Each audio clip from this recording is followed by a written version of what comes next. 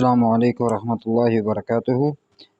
آج ہم انشاءاللہ آج سے ہم مدینہ عربک یعنی دروس اللغہ العربیہ کو اردو میں سمجھنے کی کوشش کریں گے، اور اسی طرح جو ہے تمام ایکسرسائزز جو ہیں ہم اسی میں ہی حل کرنے کی کوشش کریں گے۔ تو آپ کو کسی طرح کی کوئی بھی پریشانی ہو، اشکال ہو، تو آپ کمنٹ میں لکھ سکتے ہیں، انشاءاللہ آپ کو رپلائی کر دیا جائے گا۔ آج ہمارا پہلا سبق ہے الدرس الاول، پہلا سبق اسم اشارہ کے متعلق ہے۔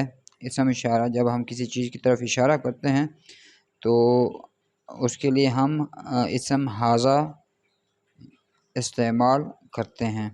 اس سبق میں اسم اشارہ ھذا کا یوز کیا گیا ہے، تو اس لیے ہم آج اس کو اسم اشارہ ھذا کے ساتھ ہی پڑھیں گے۔